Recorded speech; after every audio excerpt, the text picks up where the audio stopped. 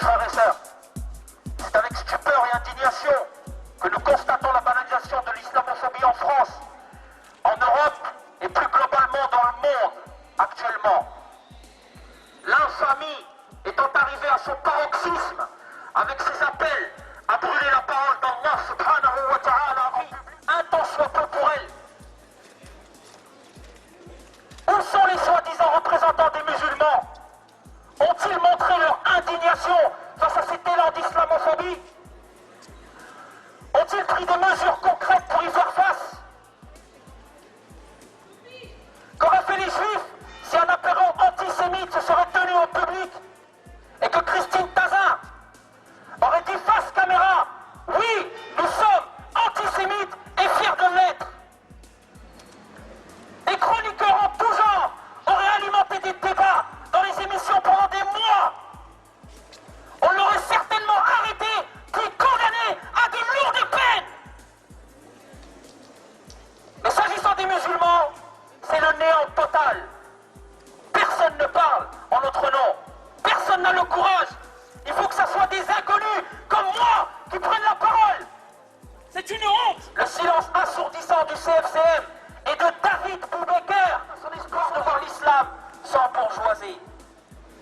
Le prophète sallallahu alayhi wa sallam a dit: Falam yahtam bi amrina, falaysa minna, que celui qui ne se préoccupe pas des affaires de la communauté ne fait pas partie de nous. Dans quel état on est? On est entre 10 et 15 millions. 10 et 15 millions. On représente une force économique considérable. Boycottez-les un seul jour. Vous allez voir la tronche qu'ils vont faire.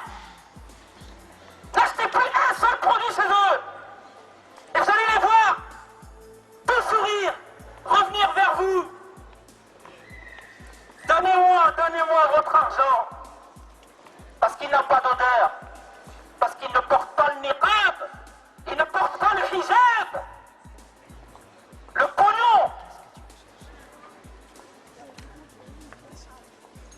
On vous le dit clairement, mes frères et sœurs.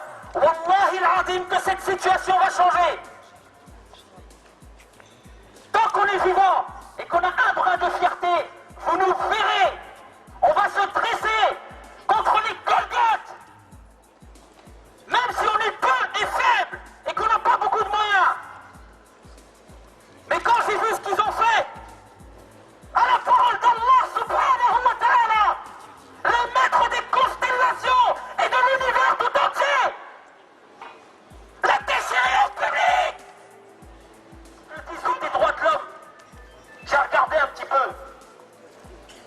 Toute personne a droit à la liberté de penser, sauf quand tu es musulman.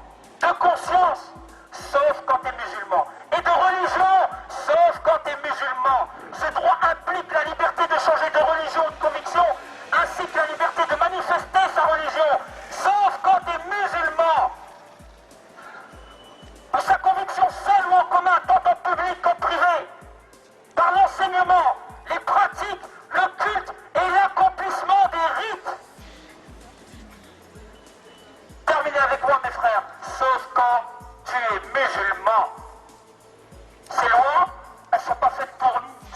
Ça s'appelle les droits de l'homme occidental. Athée, laïque, ou bouddhiste, ou shintoïste, ou tout ce que tu veux, mais pas musulman. Allahu Akbar! Allahu Akbar! J'ai parcouru aussi le code pénal. Ce fameux code pénal qui fait 3000 pages. 3000 pages, mes frères, pour protéger les individus entre eux.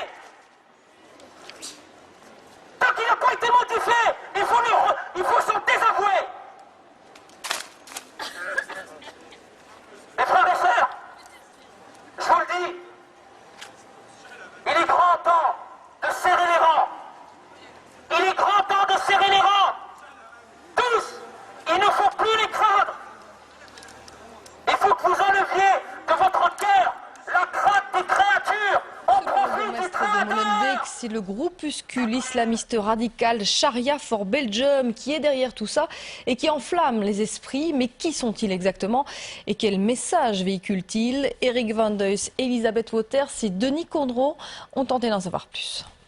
Un véritable jeu de piste au milieu de la nuit. Départ de Molenbeek pour aboutir dans ce discret appartement d'une barre d'immeubles à Zélik. Stéphanie Diageo est là, ombre noire sur fond noir. Elle se plaint de la manière dont les policiers l'ont traitée. C'est pas la première fois que je me fais contrôler. Ça fait des années que je porte le voile intégral. Je n'ai jamais eu aucun problème lors d'un contrôle.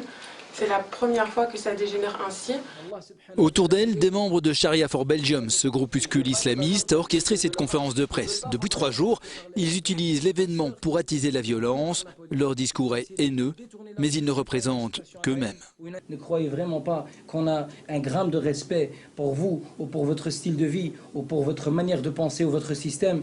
On a notre religion qui est supérieure à votre religion. On a notre système qui est supérieur à votre système. Et on a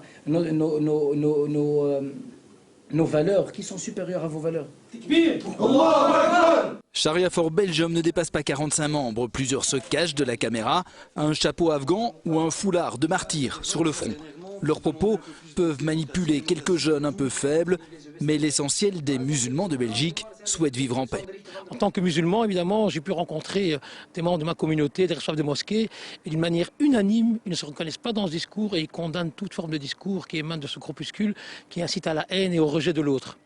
Le leader de Sharia for Belgium a été condamné il y a 3 mois pour incitation à la haine raciale. 2 ans de prison, il attend l'appel, mais ses errements perdurent. Si vous n'acceptez pas les musulmans, et vous n'acceptez pas la religion d'Allah subhanahu wa ta'ala, et si vous n'acceptez pas la charia qui va vous dominer et qui va vous dire quoi faire, déménagez alors. Vous pouvez partir avec Geert Wilders, Philippe de Winter et tous les autres mécréants. Je ne sais pas, aller au pôle Nord ou aller ailleurs. C'est nous qui vous disent ou bien vous acceptez, ou bien vous vous tirez, c'est très simple. C'est clairement de l'incitation à la haine, à la violence et à la discrimination, on a un petit peu tout ici. Et effectivement, je pense qu'il faut en tout cas poursuivre ces propos, il faut qu'ils soient condamnés, comme ils l'ont déjà été pour d'autres propos, à l'instigation notamment du Centre pour l'égalité des chances. Je pense qu'en démocratie, on ne peut pas laisser passer de tels propos. Fouad Belkacem a déjà été condamné plus de 10 fois par la justice. Incitation à la haine raciale, menace, intimidation, diffamation. Il est également menacé d'une mesure exceptionnelle de déchéance de la nationalité belge.